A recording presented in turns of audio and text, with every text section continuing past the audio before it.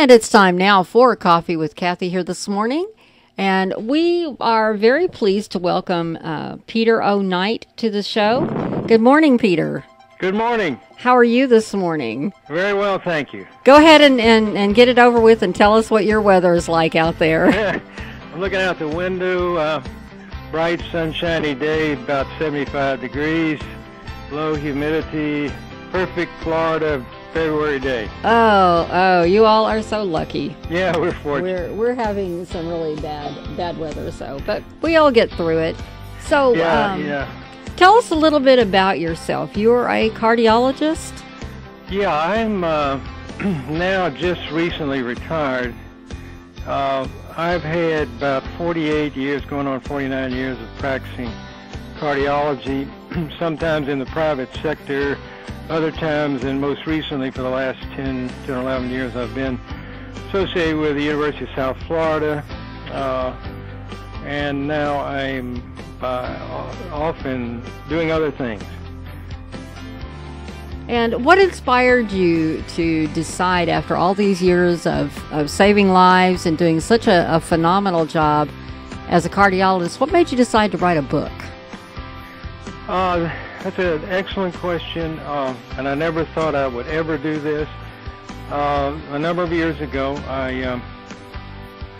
in the course of treating heart disease, physically, I noticed that there had to be another element for people who made bad choices, lifestyle that wasn't appropriate, and various things which led me to think about, the heart is more than just a physical thing.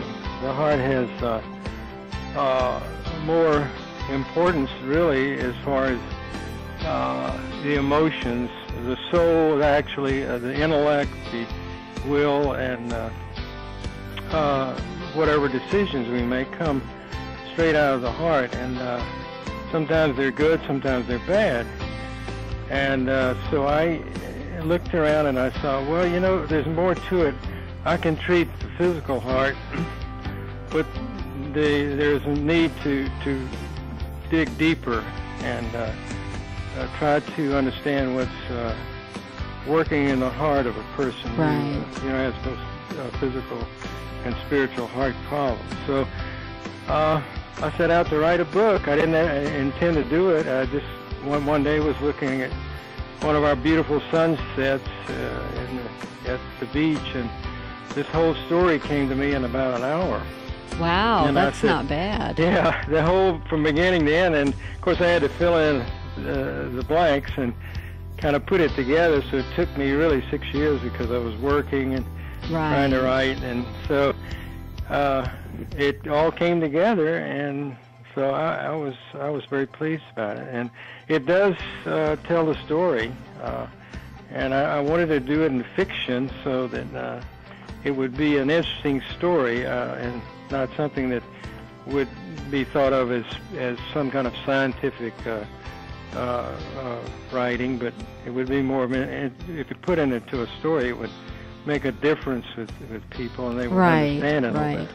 Yeah, because I think that it's hard to quantify scientifically how much impact your soul and your emotions have on illness. But I know a lot of doctors now are practicing more of a holistic attitude, where you got to treat the mind, the heart, and the body to get people well. So, yeah, you're absolutely correct. And I found out that when I started asking people about what their spiritual life was like and what their home life and their relationships with families, etc., I found out that a lot of this was not really healthy as far as, and so I began to deal with that. And people, I think about 90% of people want to understand this, and they want to understand that the heart is more than a physical thing. Right. Yeah, the characters in the book are very, very fascinating. You did a really great job of giving depth to the characters. I really did not like her, the wife, all the way through the book. I did not like her at all. I really didn't either. I said, and I looked back and I said, how deceitful can a person be, you know?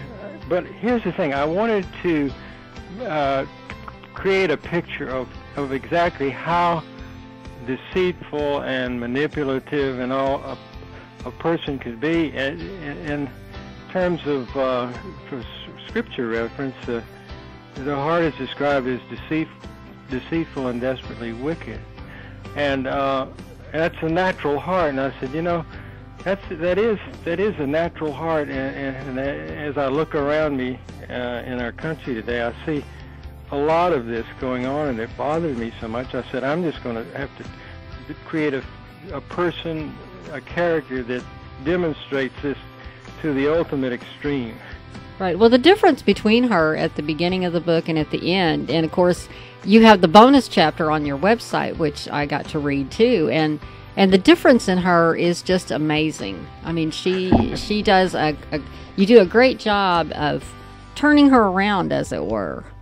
Well, you know, the only way you can do that is really a change of heart, and her heart transplant came to me as a very vivid example of right. how, you know, you could have a physical heart change, but also a spiritual, and the heart she got was, you know, a sound spiritual heart, and then of course the change in her whole life occurred, which right. was dramatic and miraculous, and so it can happen without a heart transplant. Right. Well, it was kind of I thought it was an interesting twist on, you know, there's been so many horror books and movies based on, you know, getting an organ transplant of some sort and some evilness taking over. So it was a nice switch from that. Yeah. To see this. Yeah, it's true. And then one of the other interesting things is there is some research out there that shows that the heart, the recipient of the heart, takes on some of the characteristics of actually the donor, right. which is really interesting. And so I thought I would kind of bring that out too. I would think that since you know that the person that you got their heart cared enough about other people to do this, it would almost have to change you. Oh yeah, I think definitely, and that's borne out by you know patients' testimonies and that. So it really is. It's obviously the ultimate gift is to give an organ to somebody. Oh yeah. Well, I'm an organ donor. My husband and I both are. Oh yeah. Yeah. Well, I think we all should be. I think so. Yeah. Yeah. Well, my youngest daughter is a cancer survivor, and she had a corneal transplant at one time. So, you know, the idea of being able to help other people with things that I don't need anymore, because I'm going to be dead, I'm not going to need them, so why not share them? I think that's exactly, and we're just blessed because many years ago we didn't have this technology and we didn't know how to do it. Now you go into a major hospital and it's not anything you can't donate, you know. Oh, it really it's is amazing. And it's amazing, I'm sure that you know more than I do about how short the turnaround time is between when you have these transplants and when you get out of the hospital. Exactly. We have the technology now and expertise to do things rapidly and get people up on their feet and out and rehabilitate very quickly. And so it's just exciting to me to actually be able to kind of give people an idea about this in this novel. Right. And for people that are kind of worried, you know, sometimes in a book like yours where there's a strong Christian element, it gets preachy, and yours doesn't. Well, you know, that's funny that you say that, because my editor said, you know, I've been looking for a book for a number of years that wasn't preachy but gave a good message. And this one does. And she said, I found it, and you have it. And I said, oh, wow. Oh, yeah. I never could believe that. It's what I call a knuckle banger book, a shin banger, because I walked around with it in my hand all through the house trying to read it, you know, because I didn't want to put it down. Wow. And I read it in one day. Well, because I just I kept thinking, well, I'll just read a couple of more pages to see what he's going to do now. And before I knew it, it was supper time, and my husband was eating a bologna sandwich. So, well, I hope he'll forgive you. Maybe he'll fix you dinner or something. Well, luckily he likes bologna sandwiches. But I really appreciate you saying that, because you're one of several that have said that, and that's what I wanted to portray. I wanted to portray something that was kind of a mystery type of thing. Right. You didn't know what was going to happen next. There were lots of twists and turns, and but to bring it all back together at the end, it was kind of difficult to say the least, but it really worked out. It is. I think that's probably the hardest part of writing a book is bringing everything together at the end and have it believable. Yeah, I had hoped we could accomplish that, and from what you say, maybe we did. Oh yes, you did. It's hard to believe it's your first book. You have just such a polished way about writing and telling the story that it just does not read like a first novel.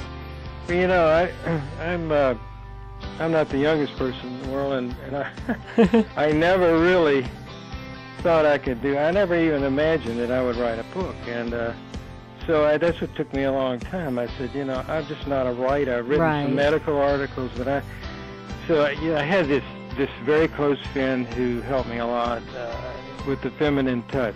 Locally, she's a lady that has MS and is homebound, and she said, let me just go over with you and we'll talk about it. And she gave me a lot of great ideas about, interior decorating and women's clothes and that kind of thing. So it helped a lot. And those are the hard parts for men. Those I could get the rest of it, but I needed a feminine touch. Yeah. Well, you did a really, what I enjoyed was that explaining. You did a great job of explaining the medical aspects of what she was going through without getting so technical that we got lost. Oh, thank you for saying that. That's what I wanted to avoid. I wanted to have the lay people to understand without having a lot of esoteric stuff in there that would bore people. So, sometimes with doctors, you read a fiction book they've written and you find yourself just flipping past whole pages because you don't know what they're talking about. Yeah, I just got through reading a book by a physician, and you're right. I said, even being a physician, I know what he's saying, and I'm going to just skip through him through this fast. And I thought, well, probably the other people that read it would also do that.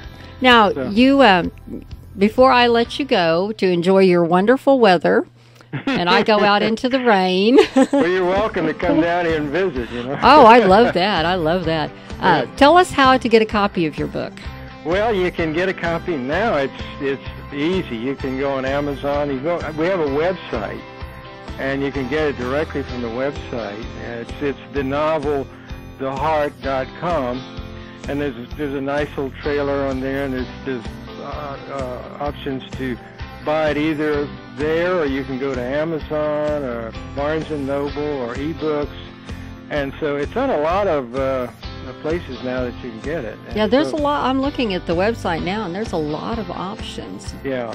And you have a Facebook page, I see. Right. And a blog. And Twitter. And so we're just happy to be able to do this. And I just want to get this message out to people, that heart disease is the greatest killer in the world, but heart disease that's spiritual also can be a problem. Oh, yeah, and I think you got the message across very well that neither the physical nor the spiritual heart problems have to be fatal. Yeah. That there's a way to solve both. The heart is a functioning organ that pumps, it receives, and it gives blood, lifeblood, and if one part of it's out of whack, then all of it has a problem. So that's right. It's the physical and the spiritual. Yep. Well, I want to thank you so much for taking time out of your day to talk to us about the book, and wish you good luck with it. And even though you may not be wanting to, I kind of keep my fingers crossed that you'll write another one sometime. Well, you've inspired me, and Kathy, thanks so much for asking me to. All right. Thank you very much. Okay. All right. Bye-bye.